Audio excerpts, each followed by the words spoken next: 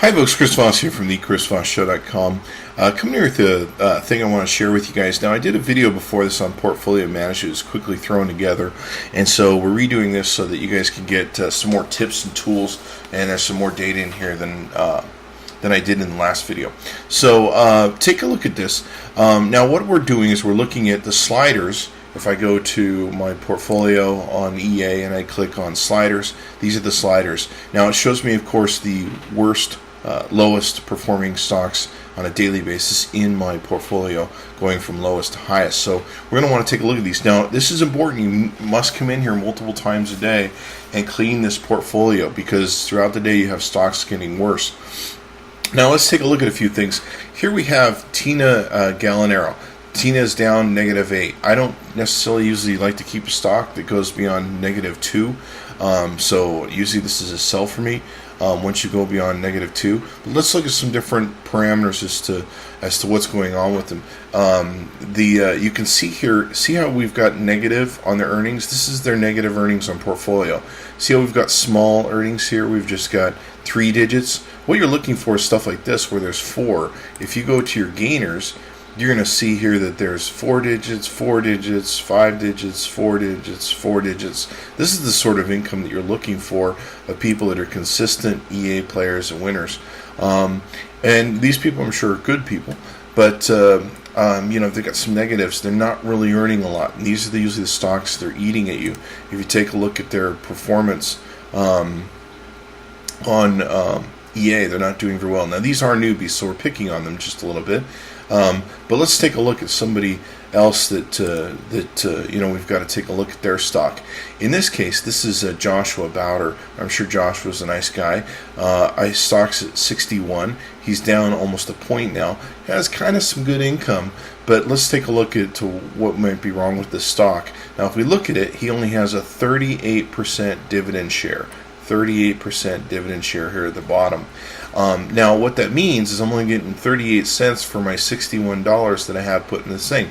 I'm only getting 38 cents for every 61 cents that he has in mine. That's not really a good deal for me, because it's not a 1-to-1 dividend ratio revenue thing. Now, the other thing you can't see here, because I've got the screen set up on a portfolio mode, or a portrait mode, is he only has 19 Empire actions this week. He has 0 actions today. So basically, he's played the game, he's left the game for whatever reason. I don't know if he'll return, but he peaked out at 65. He's been dropping every day ever since. Now, this is the reason you need to be in here every single day, clipping and pruning this portfolio, is because these little stocks eat you alive. They take you apart a quarter of a point at a time, and then all of a sudden you're down 4 points, like I am in this case. Now, I'm still fortunately profitable in this one, so I've got that going for me, and when I sell him, I'll still make out like a bandit, lose a little bit of commissions. But I certainly would have rather have sold him at 65 if I could have caught the turn here, maybe when he dropped to 64.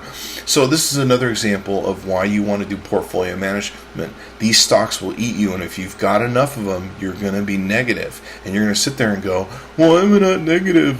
Oh, will people please buy me? It's not because people are selling you. It's not because your social media sucks. It's because you're not doing portfolio management, and you're not in here cleaning up this crap.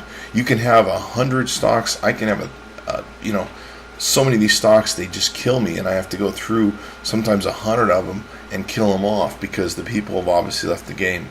Now, let's also talk about a stock that you may want to keep, because even though it's negative, because of dividends.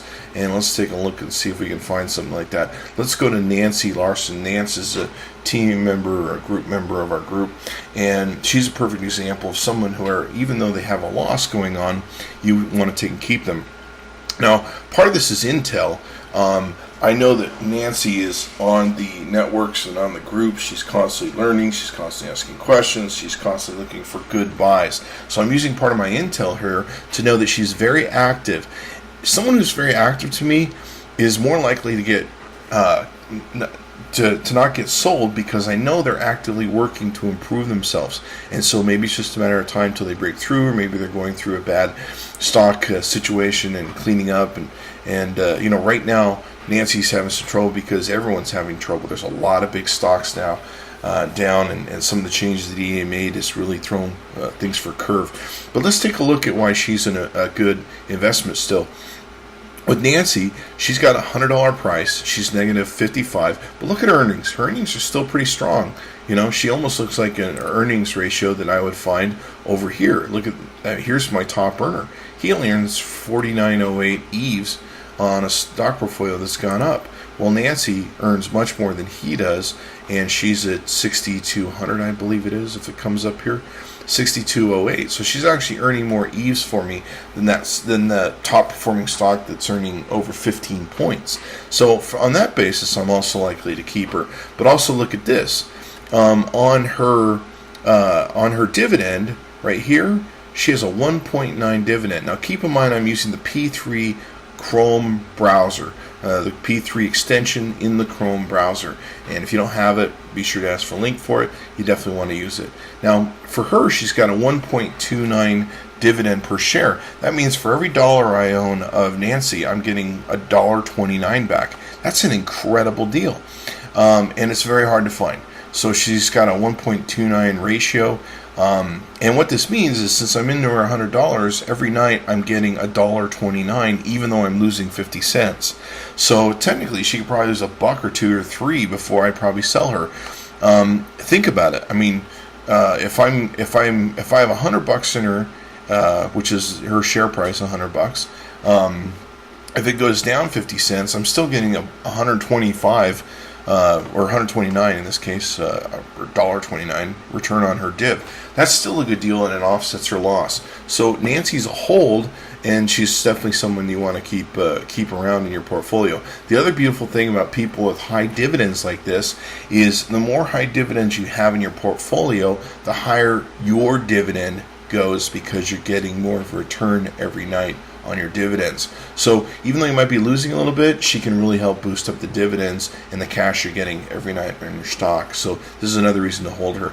If you take a look at, say, for example, Volker here, I'm sure he's a nice guy. He has a 6-cent dividend per share.